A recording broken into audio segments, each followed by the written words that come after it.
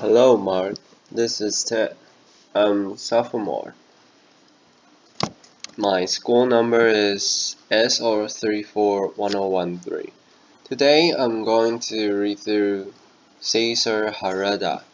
How I teach kids to love science. When I was a kid, my parents would tell me, "You can make a mess, but you have to clean up after yourself." So freedom came with responsibility, but my imagination would take me to all these wonderful places where everything was possible. So I grew up in a bubble of innocence, or a bubble of ignorance, I should say, because adults would lie to us to protect us from the ugly truth. And growing up, I found out that adults make a mess, and they're not very good at cleaning up after themselves. Fast forward, I'm an adult now, and I teach citizen science and invention at a Hong Kong Harbor School. And it doesn't take too long before my students walk on the beach and stumble upon piles of trash. So as good citizens, we cleaned up the beaches. And no, he is not drinking alcohol. And if he is, I did not give it to him. Laughter. And so it's sad to say, but today more than 80% of the oceans have plastic in them. It's a horrifying fact. And in past decades, we've been talking those big ships out and those big nets, and we collect those plastic bits that we look at under a microscope. And we sort them, and then we put this data onto the map. But that takes forever. It's a very expensive, and so it's quite risky to take those big boats out. So with my students aged 6 to 15, we've been dreaming of inventing a better way. So we've transformed our tiny Hong Kong classroom into a workshop. And so we started building this small workbench with different heights, so even really short kids can participate. And let me tell you, kids with power tools are awesome and safe. Laughter. Not really. And so back to plastic. We collect this plastic and we grind it to the size we find it in the ocean, which is very small, but because it breaks down. And so this is how we work.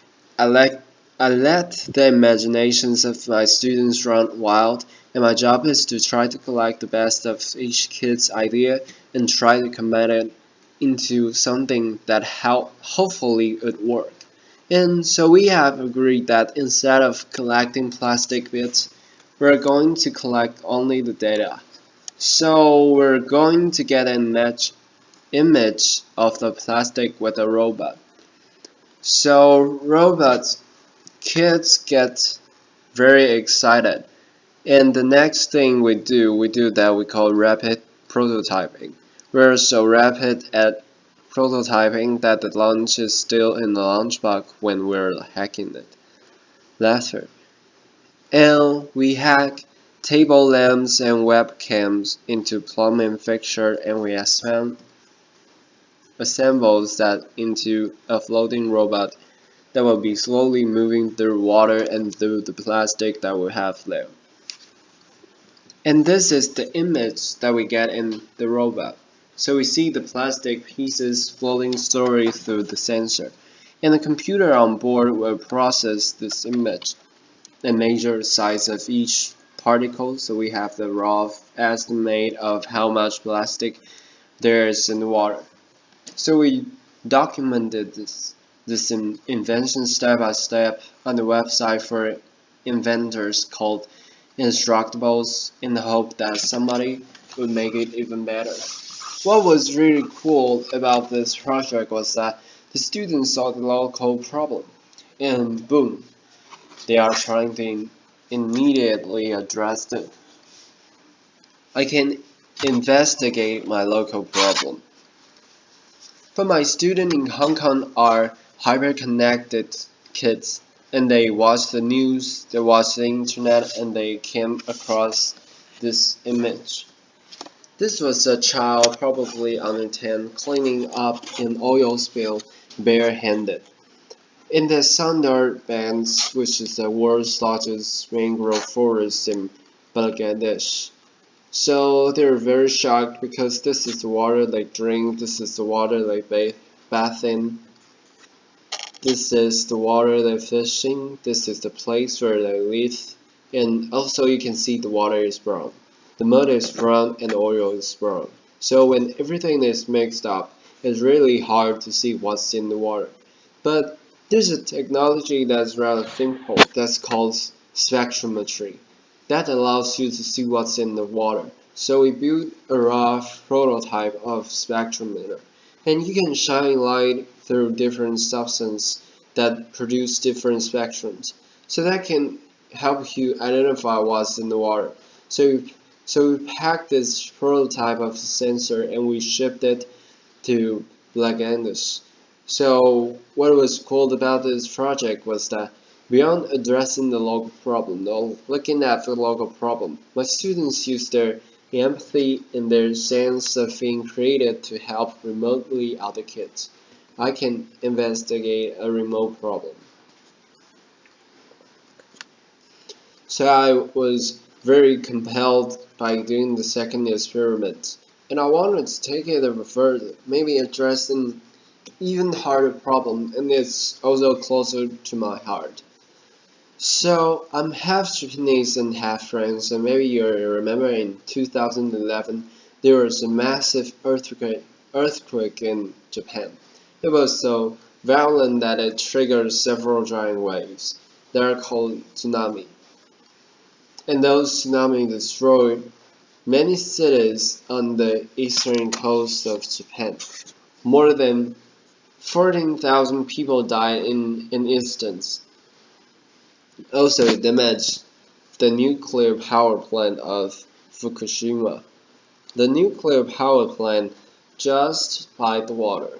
And today I read the reports that an average of 300 towns are leaking from the nuclear power plant into the Pacific Ocean. And today the whole Pacific Ocean has traces of contamination of cesium 137. If you go outside on the west coast, you can measure Fukushima everywhere. But if you look at the map, it can look that most of the radioactive has been washed away from Japanese coast, and most of it is not. It looks like it's safe, it's blue, while reality is a bit more complicated than this.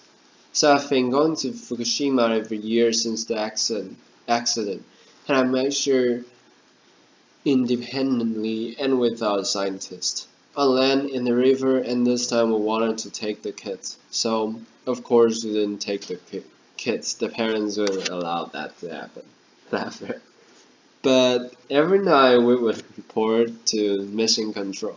Different masks they are wearing. It could look like they didn't take the work seriously, but they really did because they are going to have lived with radioactive their whole life. And so what we did with them is that we discussed the data we collect that day and talk about where we should be going next, strategy, itinerary, etc., etc. And to do this, we built a very rough topographical map of the region around the nuclear power plant. And so we built the elevation map with sprinkled pigments to represent real-time data for radioactive.